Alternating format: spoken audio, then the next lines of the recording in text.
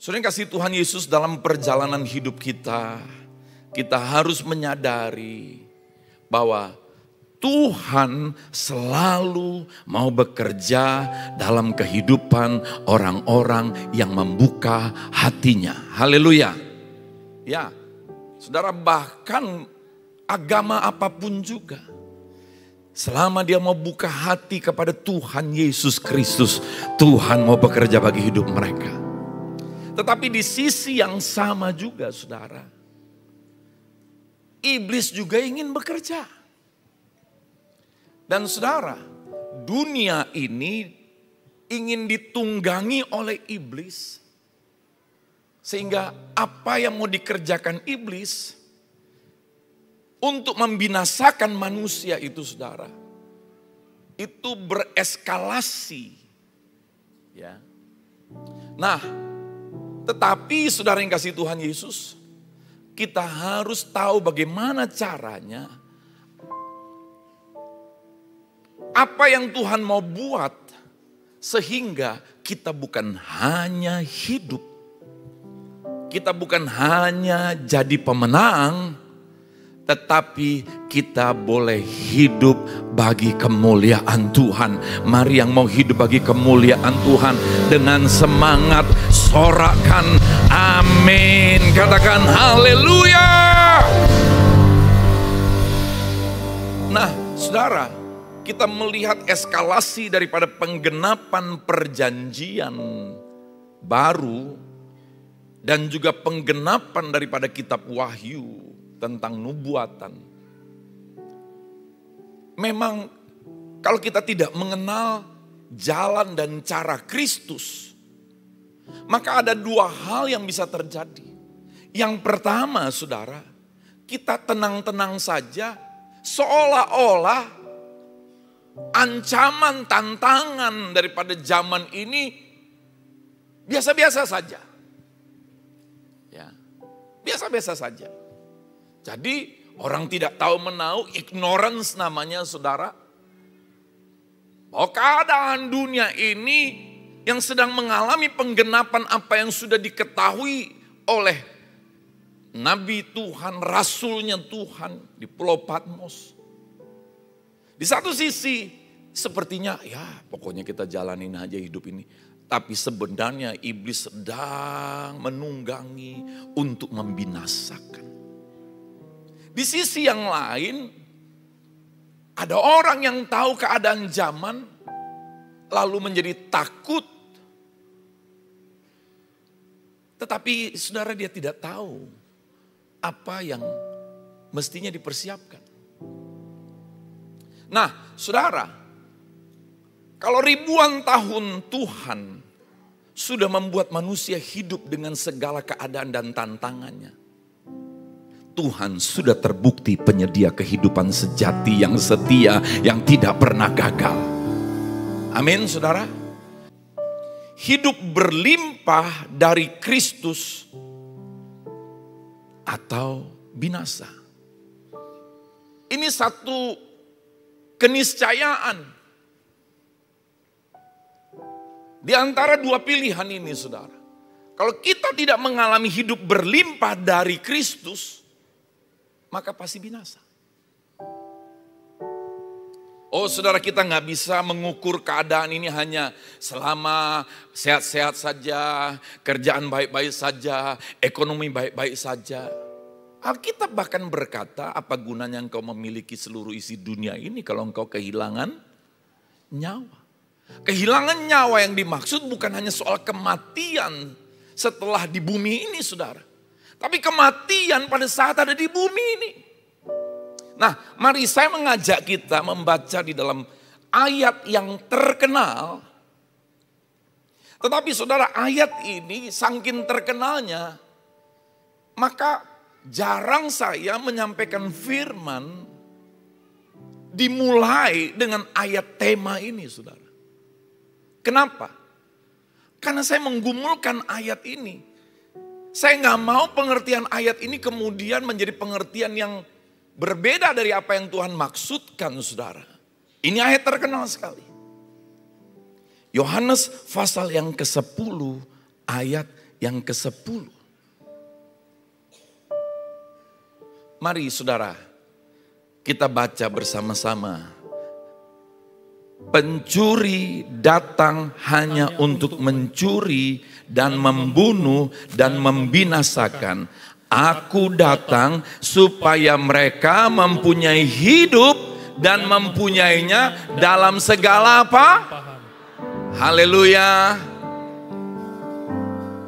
Mari kita sambut janji Tuhan. Yesus sudah datang. Dia sudah memberi hidup dan memberinya dalam segala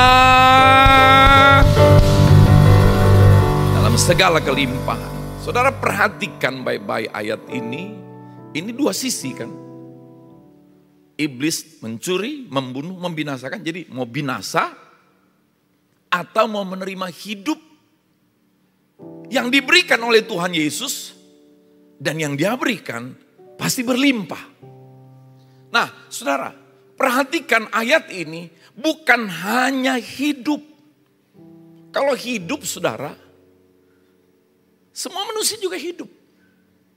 Ya tentu yang masih ada di bumi. Nyamuk juga hidup. Tapi yang dimaksud berlimpah. Nah ini menjadi catatan yang penting. Dan bukan hanya hidup berlimpah, tetapi apa? Hidup berlimpah dari siapa? Dari Kristus.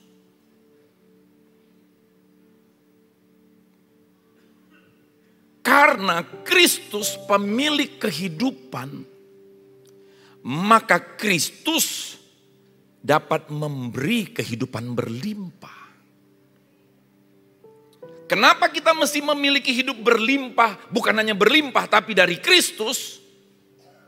Karena hidup Anda akan dipengaruhi oleh siapa yang memberi Anda kehidupan berlimpah. Betul nggak? Kalau yang memberi kita hidup berlimpah, kata kita adalah bos kita, maka dialah yang akan mempengaruhi hidup kita. Tapi kalau kita tahu hidup berlimpah diberikan oleh Kristus, maka dia yang akan mempengaruhi hidup kita. Dan sudah pasti pengaruh yang dia berikan, pengaruh yang bukan hanya membuat hidup kita berguna, tapi pengaruh yang membuat hidup kita mulia. Haleluya. Coba saudara renungkan kata aku hidup. Ya. Tutup mata semuanya, pegang dompet. Tutup mata semua, lalu saya ucapkan kata ini. Mari ucapkan, tutup mata saudara, lalu katakan aku hidup. Ucapkan aku hidup. Bayangkan apa yang saudara bayangkan ketika mengatakan aku hidup. Mungkin bayangin lagi nafas, lagi gerak, lagi senyum. Oke lah. Sekarang renungkan lagi saudara. Tutup mata saudara lalu renungkan aku hidup berlimpah. Tutup mata, ucapkan aku hidup berlimpah.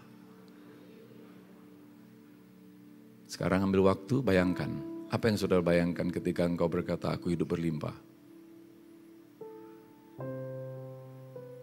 Lihat dompet tebel gak? Lihat bank account gak? Lihat surat tanah? Lihat mobil? Lihat uang? Whatever. Tapi sekarang coba saudara yang terakhir. Aku hidup berlimpah dari Kristus. Tutup mata lalu ucapkan. Aku hidup berlimpah dari Kristus. Apa yang sudah bayangkan? Dari Kristus.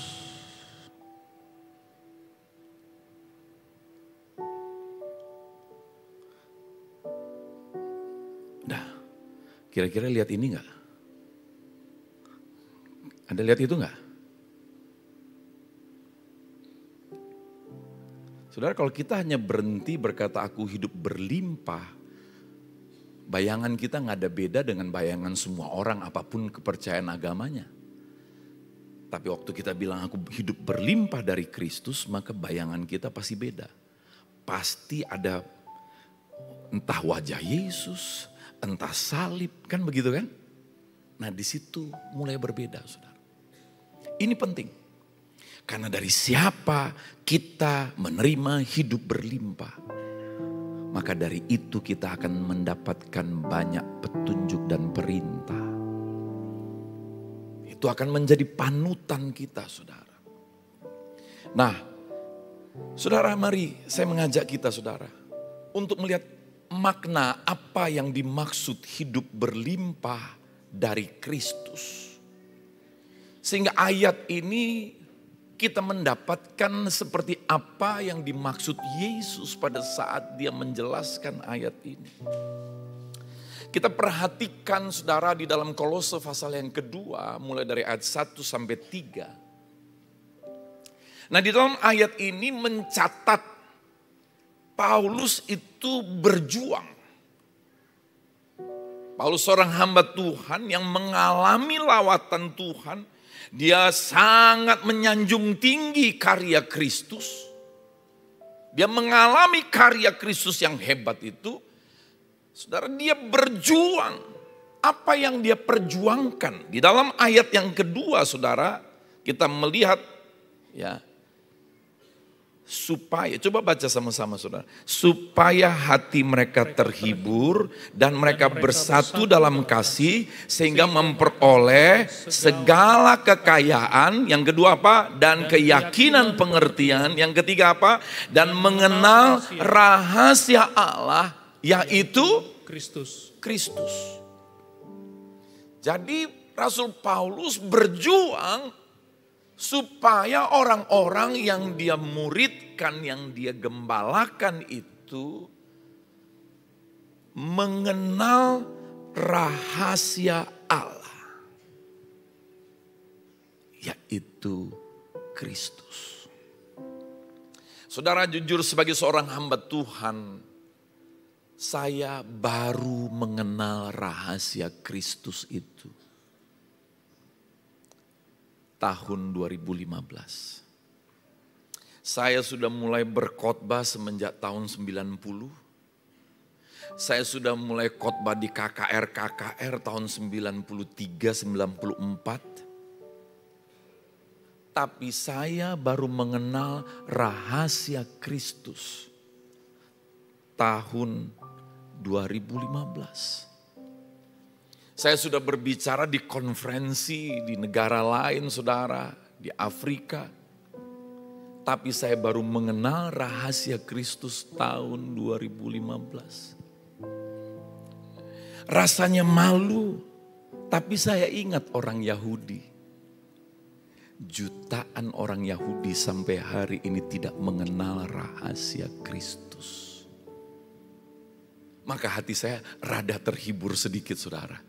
Puji Tuhan, biarpun terlambat, paling tidak sudah kenal. Saudara, Rasul Paulus, dia belajar Alkitab. Tapi saudara, apa yang terjadi? Dia baru mengenal rahasia Kristus ketika dia sedang dalam perjalanan, sedang menunaikan apa yang dia percayai. Yaitu apa, saudara? Untuk membela agamanya. Dengarkan, saudara, iman di dalam Kristus, Tuhan yang kita sembah tidak perlu dibela. Haleluya. Dan saudara, ketika dia hendak membela imannya, dia hendak membunuh orang-orang yang berbeda dengan imannya. Inilah Tuhan kita, saudara. Justru Tuhan datang mengasihi Saulus. Alkitab berkata, saudara, Tuhan sudah mengasihi manusia pada saat manusia masih berdosa. Haleluya. Ada kabar baik bagi kita, saudara. Bukan pada saat kita setelah baik, setelah benar, setelah kudus, baru kita dikasihi. Tapi pada saat kita masih berdosa, Tuhan Yesus sudah mengasihi kita. Dia datangi Saulus. Dan saudara, Saulus mengalami penyingkapan rahasia Allah. Apa itu rahasia Allah? Allah itu punya rahasia. Namanya Kristus. Nah, mengapa begitu penting untuk mengenal rahasia Allah, yaitu Kristus? Nah, di dalam kitab Kolose tadi saudara, ayat yang ketiga Paulus menjelaskan, mari saudara yang mau mengalami rahasia Kristus ini, baca dengan segenap hatimu saudara. Sebab di dalam dialah tersembunyi segala harta hikmat dan pengetahuan. Yang percaya katakan amin saudara. Di dalam Kristus tersembunyi segala harta hikmat dan pengetahuan. Saudara tahu Salomo, ketika Tuhan beri hikmat kepada Salomo, apa yang terjadi saudara? Itu kekayaan orang kafir datang. Terlalu mudah bagi Tuhan untuk memberkati kita dengan berkat jasmani. Haleluya. Tapi saudara tahu, berkat jasmani gampang datang. Yang gak gampang itu apa? Pada saat Salomo bermimpi, Tuhan tanya, Salomo kamu mau minta apa? Dia malah gak tertarik untuk minta kekayaan. Orang yang hatinya tidak terpaut kepada kekayaan, orang yang seperti itu justru saudara berpotensi untuk dipercaya oleh Tuhan. Tapi orang yang berpaut kepada kekayaan, hari-hari mikir kekayaan, semua waktu, energi, tenaga habis untuk cari kekayaan. Sampai lupa berdoa, lupa baca Alkitab. Padahal Alkitab berkata, berkat Tuhan yang jadikan kaya, susah payah tidak menambahinya. Nah, Salomo minta apa? Hikmat. Dan saudara, Salomo kemudian mendapat hikmat. Tapi kemudian Yesus datang ke dunia. Yesus berkata begini, bahwa yang ada di dunia pada saat itu, yaitu Yesus, lebih besar daripada hikmat Salomo. Wow, Salomo punya hikmat dari Tuhan saja sudah membuat dia begitu luar biasa diberkati. Ternyata yang lebih besar daripada hikmat Salomo, yaitu siapa? Kristus. Kristus itu adalah hikmat Allah, saudara. Nah, sekarang mari saya mengajak saudara, ini yang Tuhan tuntun kepada kita gerejanya. Ada banyak ayat di Alkitab, tapi sebagai seorang gembala, maka gembala punya tanggung jawab untuk memimpin, membimbing, mengarahkan umat Tuhan ke jalan, ke kehendak, kepada tujuan, rencana Tuhan. Bukan hanya untuk memberi makanan rohani supaya hidup. Hidup buat apa? Kalau hidup nggak punya tujuan buat apa? Nah, saudara, kita perhatikan kisah yang terjadi, saudara, pada zaman orang Yahudi ada di Persia. Mereka berada dalam pembuangan. Nah, saudara, pada saat itu kita ingat kisahnya di mana Esther, seorang yang yatim piatu, tapi kemudian nasibnya berubah. Tidak mungkin dia bisa menjadi ratu karena dia adalah orang Yahudi. Dia bukan orang Babel, dia bukan orang Persia. Tapi Tuhan buka jalan yang tidak mungkin jadi mungkin bagi Tuhan. Amin saudara. Singkat cerita, oleh anugerah Tuhan, Esther bukan hanya dibukain jalan, tapi Esther dipersiapkan oleh Tuhan. Dia mau dipersiapkan saudara. Ada banyak orang hanya mau menantikan Tuhan buka jalan. Tapi tahukah saudara, yang jauh lebih penting daripada menantikan Tuhan buka jalan adalah Tuhan ingin mempersiapkan kita. Sebab ketika jalan itu terbuka, jangan sampai kita tidak siap. Saudara, lalu kemudian apa yang terjadi? Orang Persia yang bernama Haman, itu rupanya punya satu kesombongan.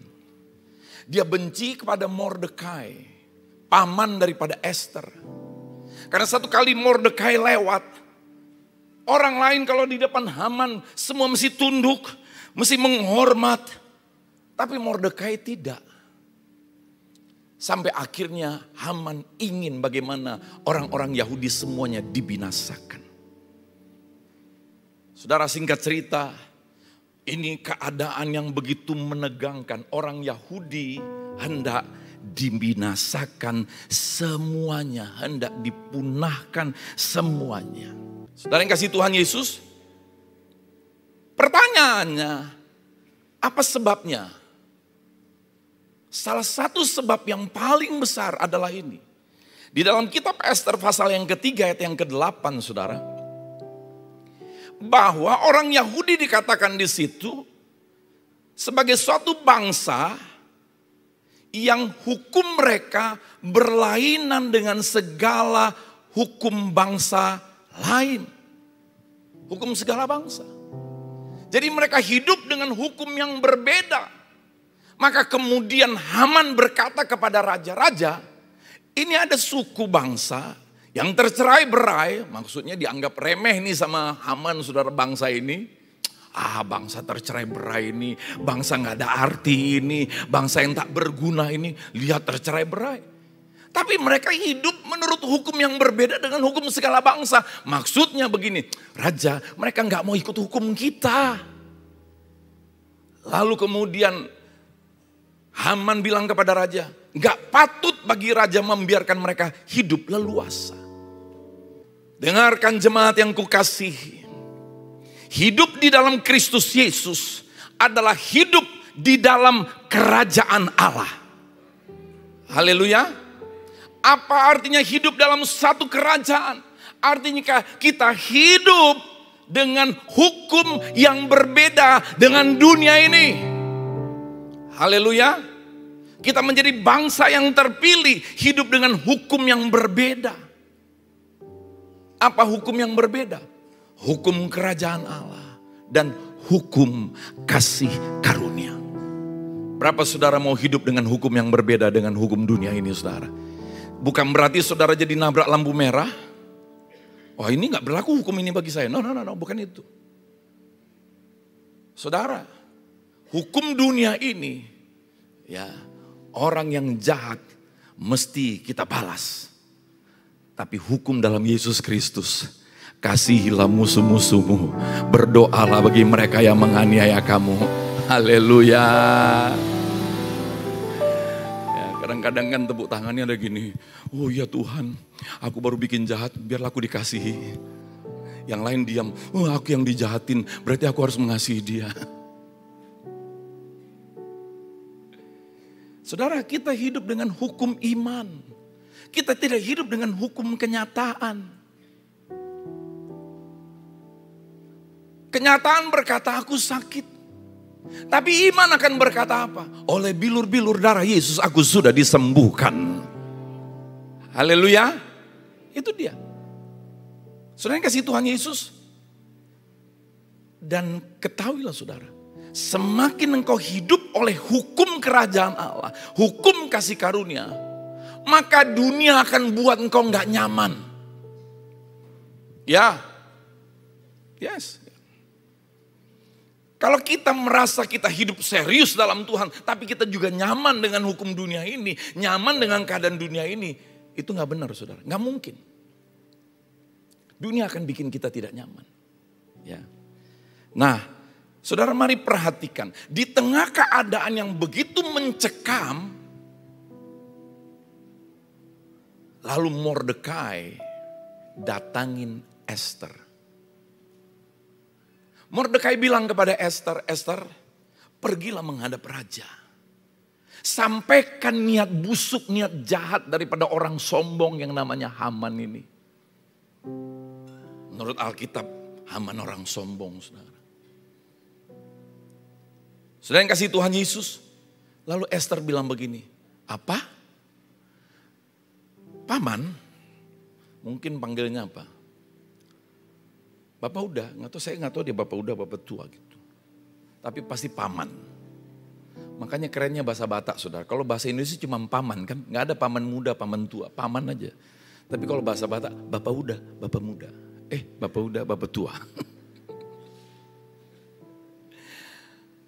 Esther bilang gini, di kerajaan ini ada hukum, kalau orang datang menghadap raja tanpa dipanggil, sekalipun ratu, saudara, kenapa zaman dulu sampai ratu pun harus dipanggil? Karena banyak. Ya kan? Selirnya banyak, saudara. Untuk yang satu ini bukan menjadi contoh. Haleluya. Karena apalagi itu hukum dunia itu, saudara. Nah, apa yang terjadi, saudara? Bisa dibunuh. Lalu Mordekai ngomong begini. Kita lihat yuk, saudara. Apa yang Mordekai bilang. Mordekai menyuruh menyampaikan jawab ini kepada Esther. Setelah Esther bilang, kalau aku menghadap gak dipanggil, aku dibunuh. Maka Mordekai bilang gini, jangan kira karena engkau di dalam istana saja, hanya engkau yang akan terluput dari semua orang Yahudi. Kira-kira bahasa gaulnya, saudara, ini Mordekai ngomong, pakai perantara lagi kan? Biasanya kadang-kadang kita kalau nyampein pendapat, pesan melalui perantara, bisa salah-salah ngerti gak itu? Bisa salah-salah ngerti. Kira-kira Esther bisa nangkap gini, what? Paman ngomong kayak gitu? Gak enak banget ngomongnya. Jangan kira ya Esther, mentang-mentang kau ada di istana, kau pikir hanya kau yang akan terluput dari semua orang Yahudi.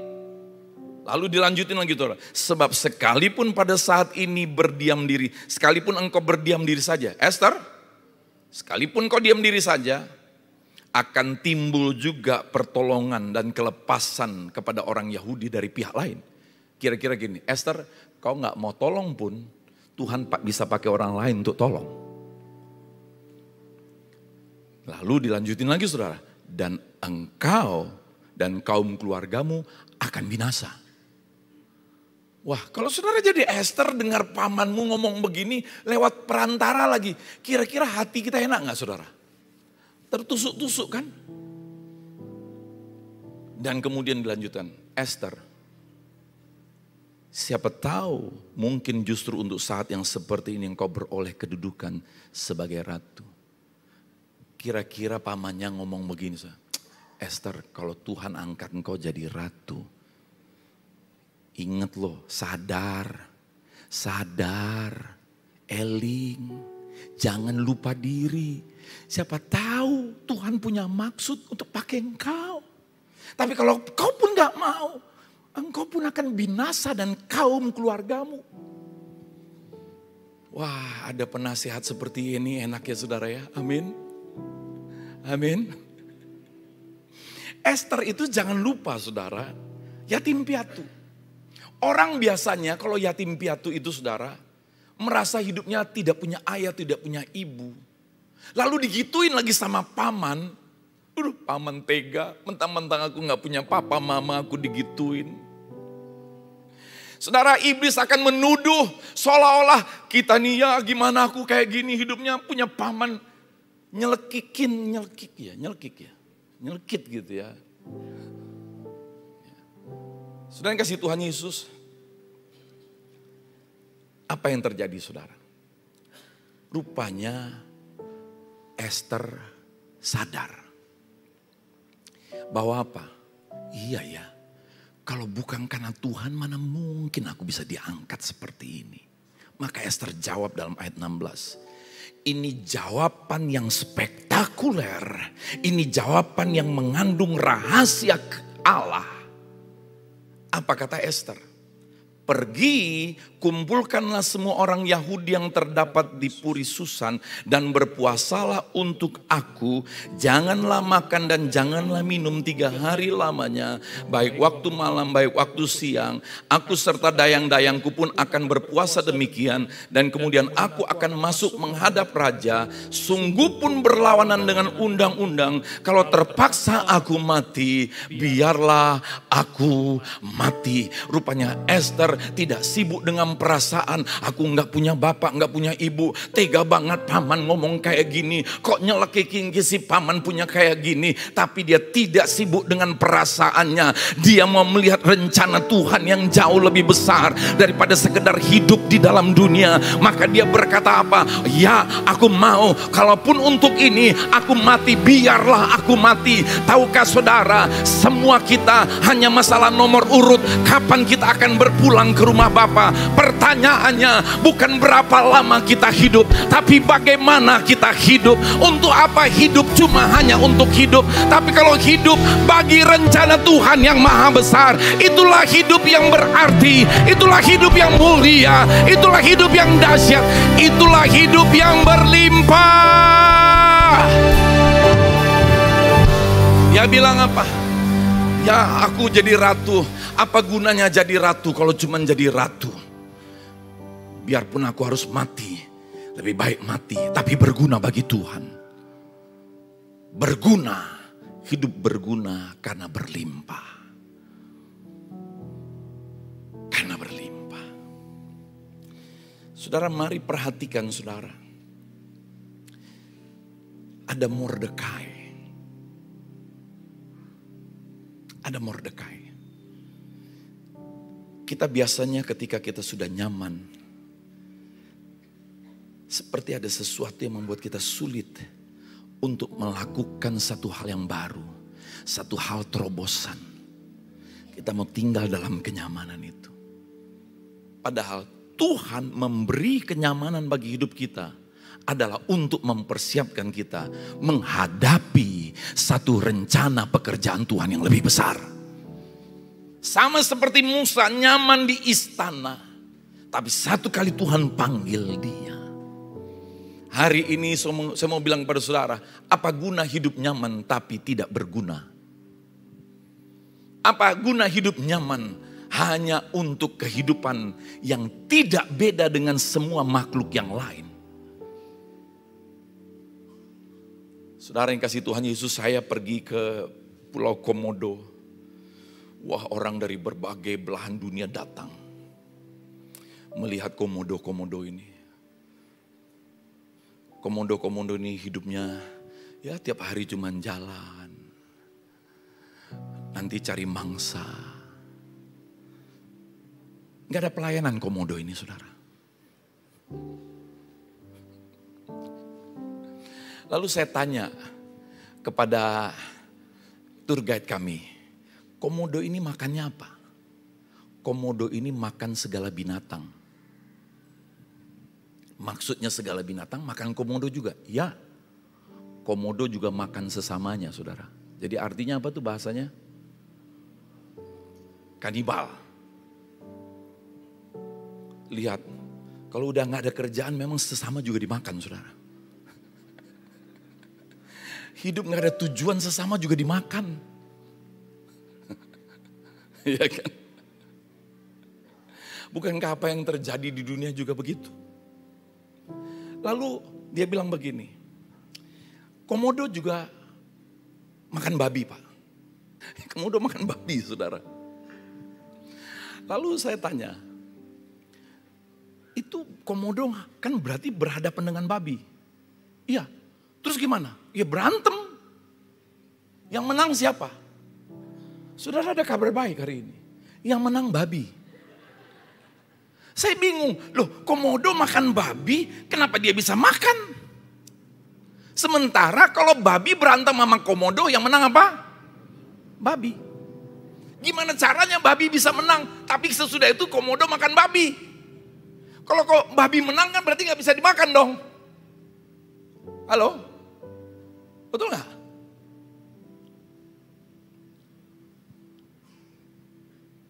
Saudara, dia cerita, babi kalau berantem panggil teman rame-rame.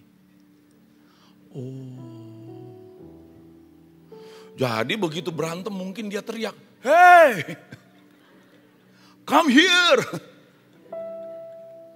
Sama seperti Petrus waktu tinggalin Yesus, tinggalin pelayanan. "Hello, aku mau menjala ikan." Maksudnya apa? "Ikut yuk."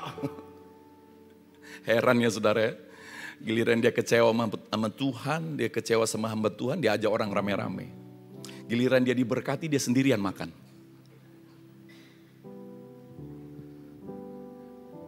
Lalu saya tanya lagi, oke, babi menang. Terus kenapa bisa dimakan? Oh, ada caranya. Jadi waktu berantem itu, nanti ada bagian babi itu yang digigit.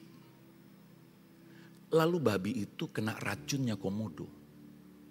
Jadi memang babi menang, babi pergi, tapi nggak berapa lama. Babi itu makin lama makin lemes, makin lemes, makin lemes.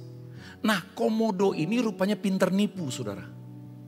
Saya nggak tahu dia belajar dari siapa. Dia pinter nipu. Jadi dia nanti suka berkamuflase. Dia berkamuflase karena bentuk badannya itu kan bisa kayak mirip pohon. Nanti dia seperti pohon yang lagi melintang. Nah, babi yang udah lemes-lemes ini, saudara, lemes. Nanti komodo deket-deket kayak pohon melintang, makin deket kayak pohon melintang. Begitu deket babinya udah lemes, sep dimakan, saudara. Saudara, dunia sekarang sebenarnya sedang memakan manusia pelan-pelan. Membuat manusia makin lama makin lemah. Apanya yang lemah? Imannya makin lemah. Hubungan dengan Tuhan makin lemah. Hubungan dengan sesama makin lemah. Dan kemudian iblis pun menyamar bagaikan malaikat terang. Hendak memangsa manusia. Saudara yang kasih Tuhan Yesus. Tetapi saudara lihat, di tengah keadaan yang mencekam bagi orang Israel. Mengerikan. Bayangkan mereka akan segera punah dari muka bumi. Ini bukan kejadian yang pertama, saudara. Mereka ingat dulu waktu zaman nenek moyang mereka di Mesir, saudara. Anak laki-laki semua dibunuh. Mengerikan. Saudara, tiba-tiba Mordekai datang. Memberi pesan. Saudara, mari hari ini dengarkan, saudara. Sebagai murid Kristus. Mari buka hati kita untuk Tuhan memakai Mordekai bagi hidup kita. Haleluya. Tuhan mau menolong kita. Tapi Tuhan menolong bukan tangan nongol dari langit. Ada orang-orang yang Tuhan pakai jadi Mordekai. Kata Mordekai artinya adalah pejuang. Ada orang-orang yang Tuhan pakai jadi pejuang-pejuang dalam hidup kita. Mungkin dia papa kita. Mungkin dia saudara seiman kita. Mungkin dia adalah keluarga kita. Tapi mereka adalah orang-orang yang berjuang. Walaupun gak nyaman, gak enak, ngomong mesti tegas. Saudara, orang tua mesti ngomong tegas sama seorang anak. Sebagai hamba Tuhan mesti menyampaikan pesan yang tegas. Saya ingat ada kesaksian, saudara. Ada orang yang sakit hati dengan saya. Luar biasa. Orang ini tidak pernah kenal saya, tapi dia sakit hati dengan saya, saudara. Puji Tuhan. Memang orang terkenal begitu, saudara. Saudara, apa yang terjadi? Setiap kali dia bersaksi setelah dia bertobat. Setelah dia menyadari kesalahannya, saudara. Setiap kali dia datang ibadah, dia bilang ini, udah pasti ini. Ini kalau pendeta ini khotbah, ini pasti ini buat saya nih. Dia pasti ngomongin saya nih. Tapi anehnya, saudara, dia selalu datang ibadah. Nanti dia bilang lagi, nah tuh kan betul kan? Dia ngomong buat saya, ini aku udah tahu itu. Tapi datang lagi ibadah, saudara. Setelah dia bertobat, baru dia cerita kepada salah satu pejabat di gereja kita, saudara. Bagaimana dia tadinya benci sama saya. Tapi akhirnya dia dijamah Tuhan dan dia bertobat dan dia minta ampun sama Tuhan. Saudara, di dalam gereja, sebagai orang kudusnya Tuhan, ada 5 jawatan yang mesti berfungsi di gereja. Jawatan pengajar, guru, rasul, nabi, penginjil. Salah satu jawatan adalah gembala. Gembala pegang tongkat, setuju? Setuju? Tongkat itu ketika ada domba yang mau nyasar, kadang-kadang sakit saudara, domba itu mesti ditarik paksa. Makanya tongkat gembala itu ada bengkok di ujungnya saudara, untuk narik lehernya daripada domba itu. Dan saudara, salah satu fungsi di gereja yang harus memperlengkapi jemaat adalah fungsi kenabian. Apa itu fungsi kenabian? Menyampaikan suara Tuhan. Saudara, saya sebagai seorang hamba Tuhan, saya nggak tahu apa yang terjadi di jemaat. Tetapi bisa apa yang saya ucapkan itu saudara, ternyata persis dialami oleh seseorang. Lalu ketika hatinya tulus, dia nggak punya curigation, dia terima. Tapi kalau hati kita ini kotor saudara, dikit-dikit merasa tersinggung, dikit-dikit merasa tersindir. Saya mau katakan kepada saudara semuanya hari ini, bagaimana Daud ditegur dengan sindiran yang muter-muter, melintir-melintir. Akhirnya tujuannya sebenarnya ngomongin apa? Lu orangnya Daud. Saudara yang kasih Tuhan Yesus, kita manusia sering kali begitu. Kalau misalnya saudara, hamba Tuhan dari sini khotbah. Oh apalagi pendeta. Pendeta itu dekat lagi sama saudara. Lalu dia khotbah. Saudara jaga tubuh kita sebagai bait Roh Kudus. Jangan rusak tubuh kita. Jangan merokok. Rokok merusak kesehatanmu.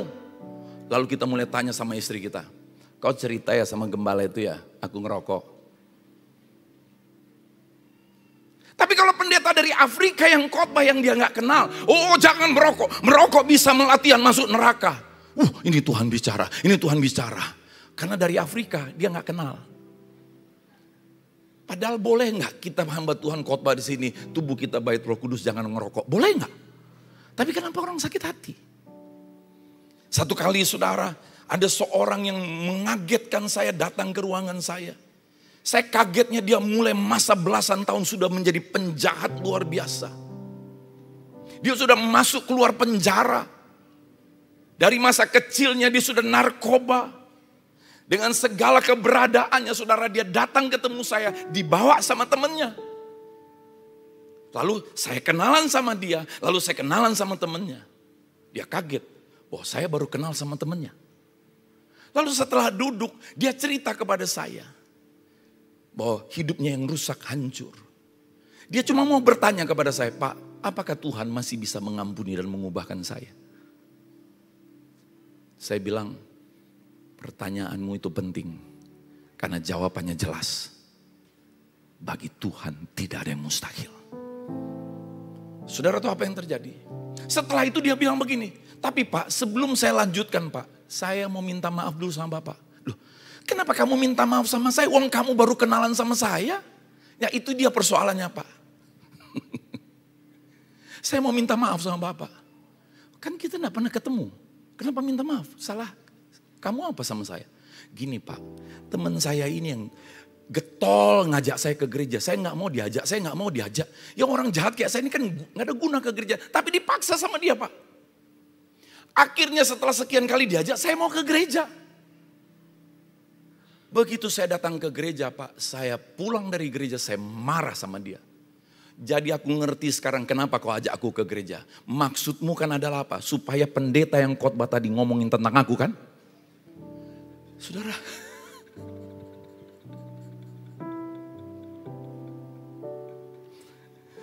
Kau lihat kan, itu pendeta tuh ngomongin tentang aku semua itu.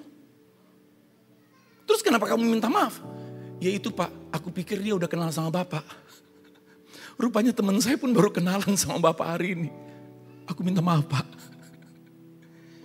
Apakah saudara mau di gereja ini Roh Kudus bekerja? Apakah saudara siap ketika Roh Kudus bekerja? Ketika dia bekerja, dia menyampaikan sesuatu hal-hal yang tidak diketahui sama sekali. Tapi Tuhan bisa bukakan.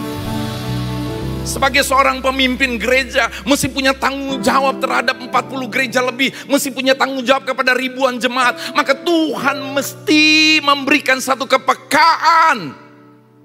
Mau orang terima atau enggak terima. Itu persoalan hati orang saudara. Tapi kalau hati tulus, berbeda. Ada seorang ibu ikut kul. Dia sudah ada di gereja ini sudah 10 tahun. Lalu setelah 10 tahun baru dia ikut kul. Lalu dikul dia bersaksi.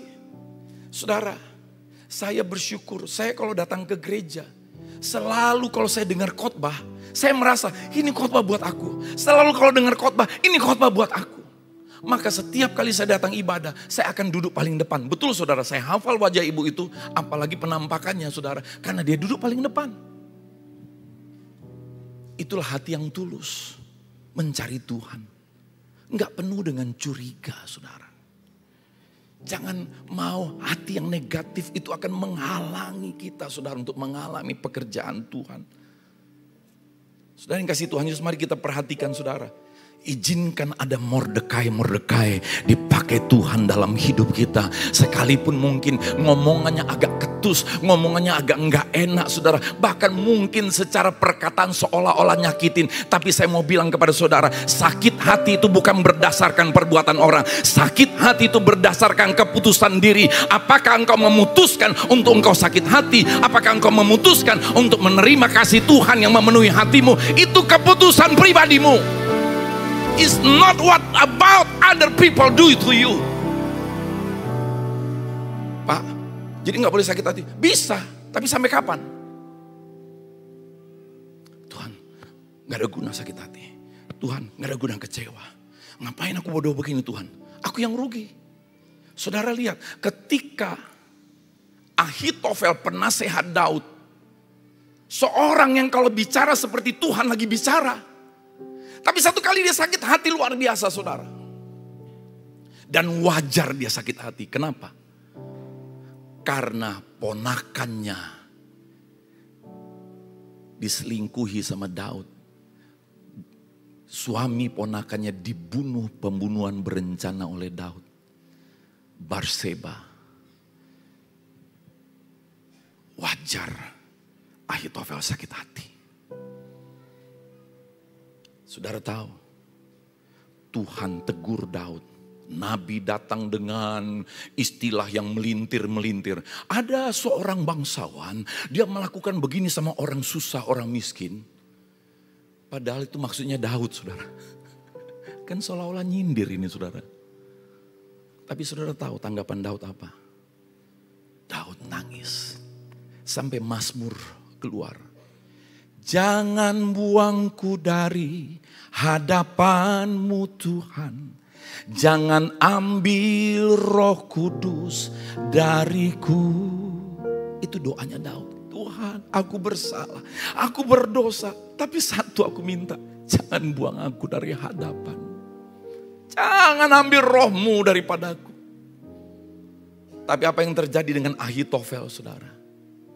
Ahitofel yang sekalipun kalau beri nasihat seperti Tuhan sendiri lagi ngomong. Lihat saudara, seorang nabi, hamba Tuhan yang peka akan suara Tuhan. Tapi ketika kebencian menguasai hatinya, itu kepekaan hilang semuanya.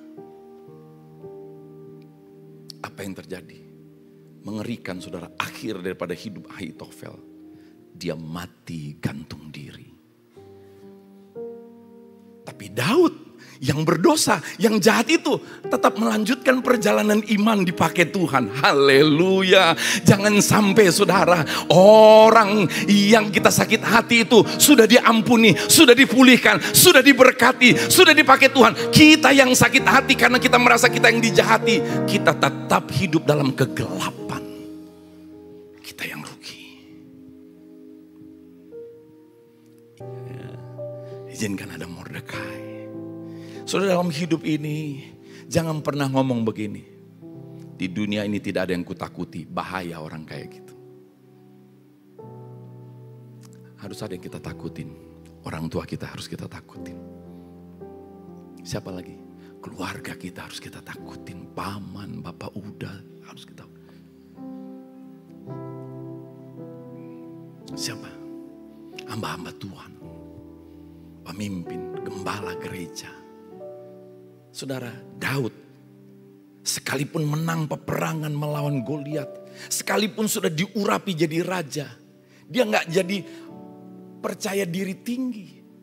Tapi Daud yang dikejar-kejar sama Saul, hendak dibunuh berkali-kali ini saudara. Satu kali punya kesempatan, dua kali punya kesempatan untuk membalas kepada Saul. Tapi Daud berkata apa? Jangan mengusik hamba yang diurapi. Padahal Saul jelas bikin salah. Saul jelas bikin jahat. Tapi Daud tetap tahu ada pengurapan Tuhan dalam dirinya. Tahukah saudara? Jangan mengusik hamba yang diurapi. Siapa yang hamba diurapi itu? Mari lihat ke depan semua saudara. Saya kasih tahu. Lihat ke depan semuanya. Saya kasih tahu. Ini dia.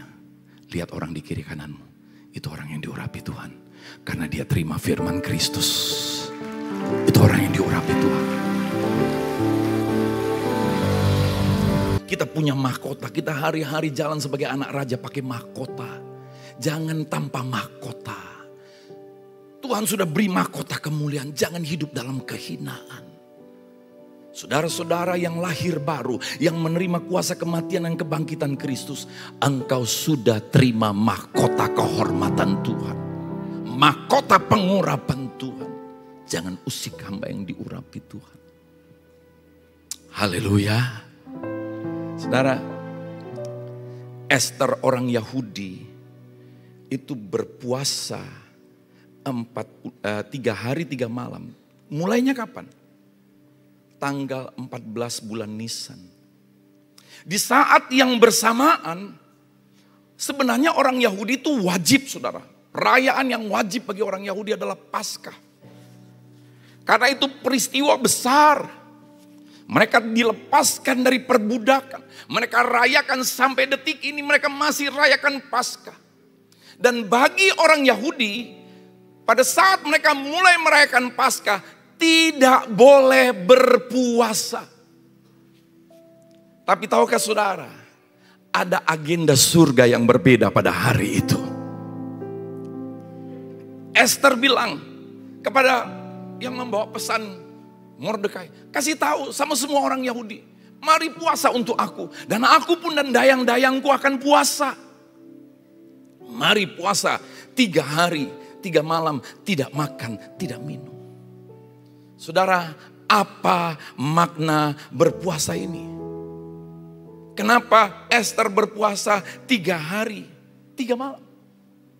Dan dia berpuasa tepat di hari yang sama orang Israel merayakan Paskah.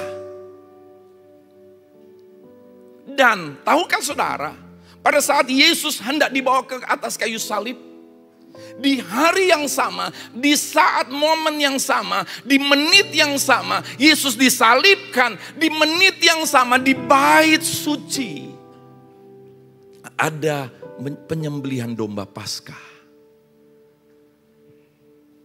Orang Yahudi menyembelih domba Paskah. Yesus disalibkan. Ini kalau bukan intervensi Tuhan gak mungkin. Kenapa? Karena yang menyalibkan Yesus bukan orang Yahudi. Tapi siapa? Prajurit Romawi. Mereka yang mengatur, mereka yang membawa. Yang melakukan pelaksanaan penyaliban itu. Tapi kenapa bisa bersamaan waktunya? Artinya begini saudara. Perjanjian lama sudah digenapi dalam perjanjian baru. Yesus adalah pengharapan akan kehidupan yang baru bagi semua manusia. Dialah korban yang sejati itu. Sehingga kita mengenal hari ini saudara, kenapa Ester berpuasa. Ester dibukakan rahasia Allah, yaitu Kristus. Kristus yang mati di hari pertama, tapi bukan bangkit di hari kedua. Mestinya kan Tuhan kan sakti banget saudara. Gak tunggu 3 kali 24 jam. Ya kan? Tapi kenapa hari ketiga? Saudara lihat. Karena di hari kedua Yesus mesti menginjili dulu orang-orang yang mati sebelum Yesus disalibkan. Supaya keadilan Tuhan berlaku bagi semua manusia. Tapi ini tolong jangan dipakai oleh manusia. Sebab ada orang yang pergi ke kuburan menginjili orang mati. Tidak boleh saudara. Yang boleh nginjilin orang mati cuman Yesus.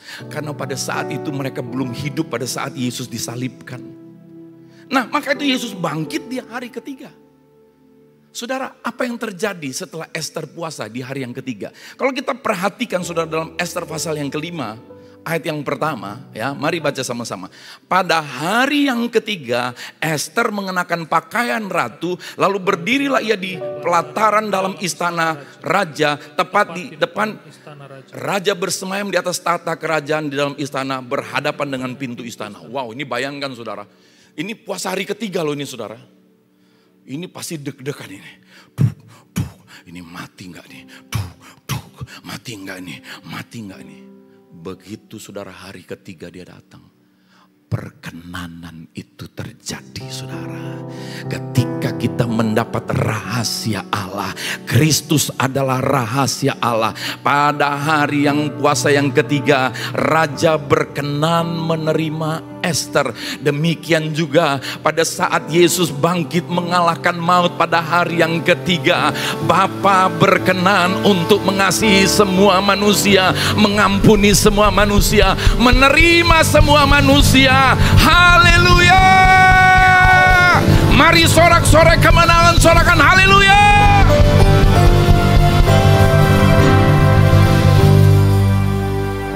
Saudara, kita nggak lagi seperti sekolah minggu yang kita nggak dibukakan kebenaran.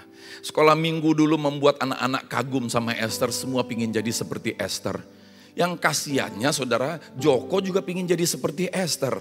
Arman juga pingin jadi seperti Ester. Kan jadi nggak cocok gitu loh saudara. Padahal kita mau jadi serupa dengan Yesus. Maka itu pengertian kita saudara tentang puasa adalah apa?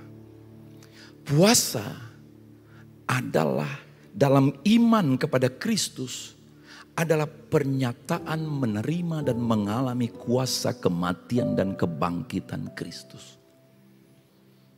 Bukankah Yesus mati 3 hari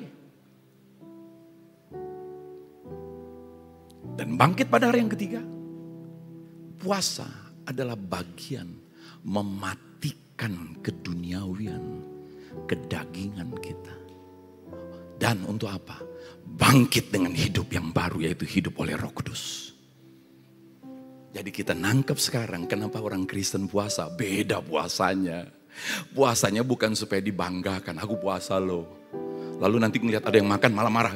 Kurang ajar kok yang makan di depan aku. Kita gak takut orang makan depan kita. Karena apa? Kita puasa memang untuk digoda. Iya. Wah, haram, gak boleh. Lalu dia keluar kena air hujan, masuk dalam, batal. Padahal 5 menit lagi mau buka. Kemasukan air hujan batal. Kita gak gitu saudara. Karena kita punya esensinya. Puasa adalah hari merendahkan diri. Untuk apa? Supaya daging ini semakin lagi lemah. Dan roh yang menghidupi kita. Sama seperti Yesus.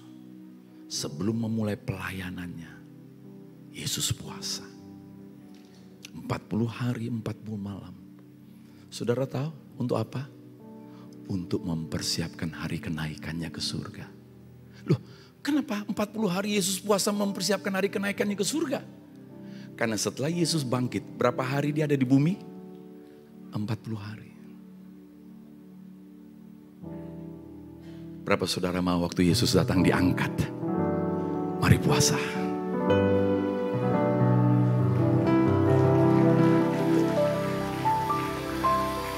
Kalau enggak kan saudara bayangin nih saudara ya.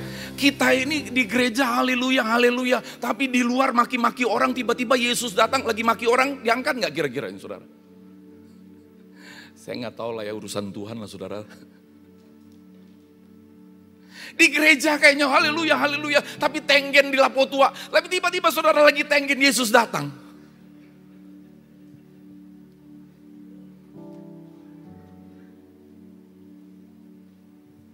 Yesus puasa 40 hari mempersiapkan hari kenaikannya. Sebab itu dia di bumi 40 hari sebelum dia naik ke surga. Saudara, kita akan dibukakan banyak rahasia Allah di gereja ini. Ini bukan karena ada orang pintar, tapi hanya karena satu, jemaat di tempat ini, hamba-hamba Tuhan di tempat ini adalah orang-orang yang sangat merindukan Yesus Kristus Tuhan Juru Selamat. Bukan tentang nabi, bukan tentang rasul, bukan tentang manusia, bukan tentang kebaikan manusia, bukan tentang kehebatan manusia, tapi Tuhan saja yang dimegahkan, ditinggikan di atas segala-galanya. Yohanes 13 ayat 13 berkata, dia harus makin bertambah. Sebentar. Mungkin banyak saudara yang belum sempat ikut sekolah minggu nggak tahu lagu ini. Berapa mau hidup bahagia? Yesus harus makin tambah. Bahagia bukan karena kelakuan orang. Ya, orang baik bahagia, orang nggak baik kita nggak bahagia. Bukan itu bahagia. Bahagia karena Yesus makin bertambah, aku makin berkurang. Haleluya. Wow. Masalah boleh ada, tekanan boleh ada, orang bisa bikin buruk sama kita, kita nggak bisa tahan orang mau buat jahat sama kita. Tapi satu hal, kita makin berkurang, Yesus makin bertambah. Maka apa yang terjadi? Kita meresponinya sama seperti Yesus. Ketika Yesus diserang setan, Yesus pakai apa? Yesus nggak langsung bilang, iblis, modar. Nggak tahu arti modar ya saudara. Iblis nggak bilang, pergi kau iblis. Yesus bisa bilang begitu. Tapi Yesus jawab pakai firman. Setan juga kemudian pakai firman. Tapi pengertian menurut daging manusia, kehendak manusia. Hidup kita yang asli kelihatan pada saat kita tidak nyaman. Itu aslinya. Apa reaksi kita? Apa respon kita? Pada saat kita bertemu dengan masalah, itu aslinya kita. Pada saat kita menghadapi perbuatan orang yang tidak menyenangkan kita, itu aslinya kita, saudara. Di mimbar ini semua bisa buat-buat. Tapi puji Tuhan, apapun asli kita, tidak ada seorang pun ditolak oleh Tuhan. Tuhan menerima kita apa adanya. Tapi Tuhan tidak membiarkan kita apa adanya. Dia mau mengangkat kita dalam kemuliaannya. Yang mau dan percaya katakan amin. Berapa saudara mau diangkat dalam kemuliaan Tuhan? Ayo puasa, puasa, puasa, puasa. Berhenti hidup puas-puas. Sekarang puasa. Saudara sering-sering makan di all you can eat. Makan sepuasnya. Percayalah saudara. Engkau membahayakan dirimu sendiri. Yesus pun berpuasa. Bayangkan yang kudus saja berpuasa. Siapa lawak ini gak puasa? Unang pajogo-jagohon. Haleluya. Dan saudara lihat. Esther berpuasa tidak sendirian. Esther berpuasa bersama-sama. So kita bersyukur, ini tuntunan Tuhan. Bukan hanya satu orang dapat, ya aku puasa. Enggak, tapi ini satu kesepakatan. Kenapa?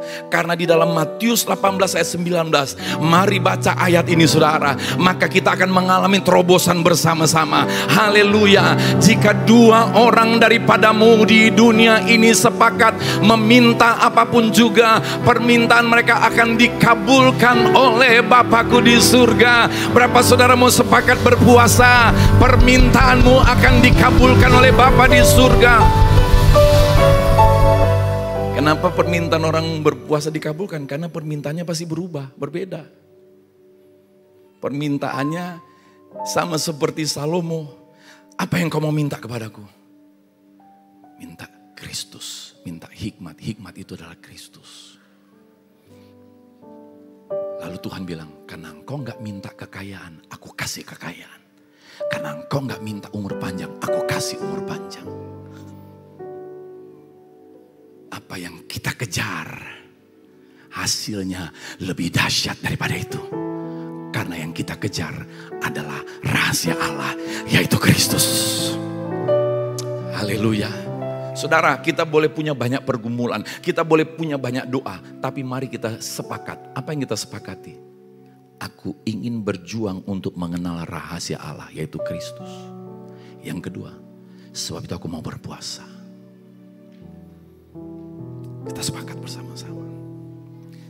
Saudara, saya berdoa supaya nggak ada hati yang keras, sehingga tidak mengikuti. Nah, mari saudara, kita perhatikan hasil daripada puasanya Esther. Wow, dahsyat banget saudara. Esther pasal yang ke-8. Yuk baca sama-sama saudara ya. Biarlah ini kita alami terjadi dalam hidup kita. 1, 2, 3. Dan Mordekai keluar dari hadapan raja dengan memakai pakaian kerajaan daripada kain ungu tua dan kain lenan, dengan memakai tajuk emas yang mengagumkan serta jubah daripada kain lenan halus dan kain ungu muda. Maka kota Susan pun bertembik soraklah dan bersukaria.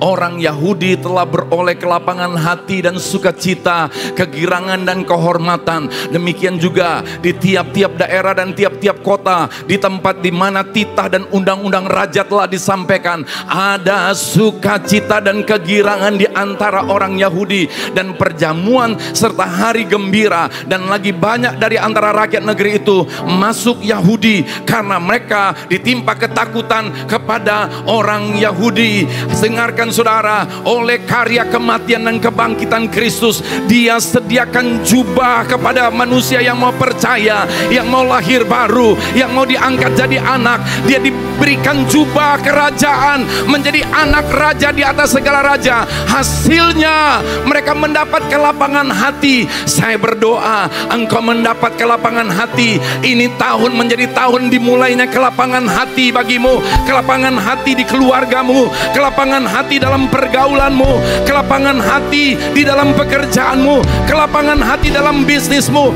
Engkau akan mengalami yang namanya sukacita dari surga. Engkau akan mengalami kegirangan. Engkau tidak cari hormat, tapi engkau dihormati. Haleluya. Anak Tuhan tidak perlu cari hormat. Kita akan belajar menghormati orang, siapapun orang itu.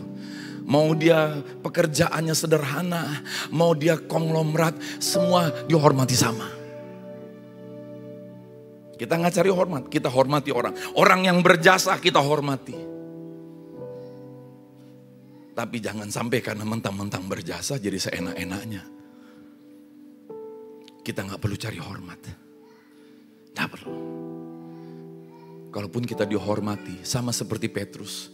Ada orang yang disembuhkan, datang sujud di kaki Petrus. Enggak. Bukan aku yang ditinggikan. Bukan. Itu bukan pekerjaanku. Paulus berkata, aku yang paling hina dari semua rasul, dari semua orang berdosa bahkan. Tapi yang kayak hina ini kok bisa dihormati oleh Tuhan. Kenapa kita dihormati? Karena kita jadi anaknya. Identitasmu jangan taruh pada jabatan, satu saat jabatan akan hilang. Identitas jangan taruh pada harta, satu saat harta bisa berkurang. Identitas jangan taruh pada kehormatan yang diberi orang. Identitas kita taruh pada Kristus. Bahwa aku berharga di mata Tuhan. Darahnya sudah tercurah bagi aku. Dia sudah memberi hidupnya mati bagi aku. Apapun yang terjadi dalam hidupku, aku tetap berharga di mata Tuhan. Kita dihormati. Siapa yang hormati kita? Bapa. Wow. Seperti anak yang hilang pulang. Anak bungsu pulang. Saudara tahu Bapak hormati cara bagaimana? Bapak gak bilang begini. Tunggu aja dulu, bener gak nih tobat nih? Bener gak? Enggak.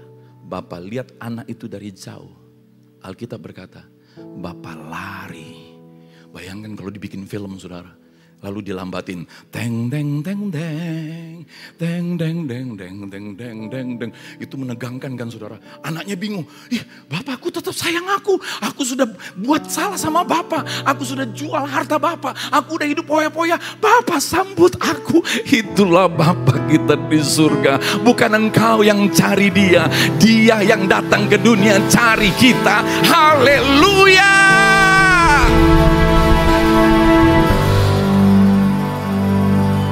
Saya pernah kabur seminggu dari rumah. Ketika saya pulang, papi diam. Untung saya belum baca itu ayat. Jadi saya gak pernah mengharap papi sambut saya. Lalu kemudian papi makan, saya nggak diajak ikut makan. Kenapa? Karena lapar. Begitu duduk, papi lihat di leher saya. Kalungmu kemana? Ini? Bukan itu kalungmu. Kalung yang aku kasih emas yang lebih berat daripada itu. Ih, hafal aja loh papi loh. Singkat cerita saudara, hari itu juga kami pergi ke toko emas di mana saya jual kalung itu dan saya kecilkan. Saya punya kekuatan untuk membuat kalung yang berat jadi ringan, saudara. Tapi Bapak itu saudara, tidak hitung berapa harta yang dihabiskan anak itu. Bapak itu nggak ingat-ingatkan dia akan kejahatannya. Bapak langsung merayakan dia. Itulah kasih Bapak yang sejati. Haleluya.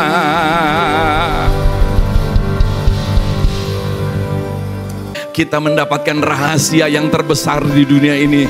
Rahasia Allah, saudara. Nah, saya mau tutup dengan ini, saudara. Mengapa orang Yahudi keturunan Abraham ini berkali-kali mengalami genosida? Zaman di Mesir, anak-anak laki-laki tidak dibunuh. Kenapa laki-laki? Karena supaya nggak ada lagi laki-laki, supaya nggak ada keturunan lagi. Habis. Yang kedua, zaman ini tidak dibunuh lagi, di genosida. Yang ketiga kapan? Pada saat Yesus datang ke dunia, anak laki-laki Yahudi juga mau dibunuh semuanya. Mau digenosida. Saudara, kenapa itu? Iblis ingin menggagalkan rencana Tuhan agar Kristus tidak datang ke dunia sesuai janjinya melalui keturunan Abraham. Bayangkan kalau hari itu Esther nggak puasa. Bayangkan kalau hari itu Esther sakit hati. Keterlaluan ini paman. Eike kan ratu. Paman tidak menghargai Eike. Bayangkan kalau hari itu kemudian orang Yahudi punah. Maka rencana Tuhan yang dijanjikan kepada Abraham gagal. Saudara tahu apa yang dimaksud hidup berlimpah? Tuhan angkat kita menjadi anak. Dipakaikan kita jubah kerajaan. Kita mendapatkan kelapangan hati. Untuk apa? Untuk kita membagikan rancangan kehidupan keselamatan itu. Hidup berlimpah yang dimaksud bukan soal berapa banyak hartamu. Tapi soal berapa banyak kehidupan Kristus yang kita bagikan kepada orang di sekeliling kita, saudara. Karena setan mungkin akan mengizinkan engkau diberkati. Setan akan mengizinkan jabatanmu dinaikkan. Tapi setan akan menghalangi. Mungkin justru setan akan menggunakan berkat-berkat jasmani itu untuk membuat engkau terlena. Membuat jabatanmu untuk membuat engkau terlena. Untuk engkau tidak lagi masuk dalam rencana yang agung itu. Supaya hidupmu tidak lagi membagikan kehidupan itu. Dan apa yang terjadi? Sekalipun banyak bintang di bahu, banyak harta, tapi binasa. Hari ini jangan hanya mau hidup, dan jangan hanya mau hidup berlimpah. Hiduplah berlimpah dari Kristus. Maka engkau pasti bukan hanya engkau selamat, engkau membawa keselamatan itu. Bukan hanya engkau hidup, engkau membagikan kehidupan Kristus itu. Engkau membagikan kehidupan yang sejati itu, saudara. Berapa lama kita hidup? Tuhan memang mau kasih kita umur panjang. Karena hidup kita berarti di dunia ini. Haleluya. Tuhan Yesus memberkati kita semuanya.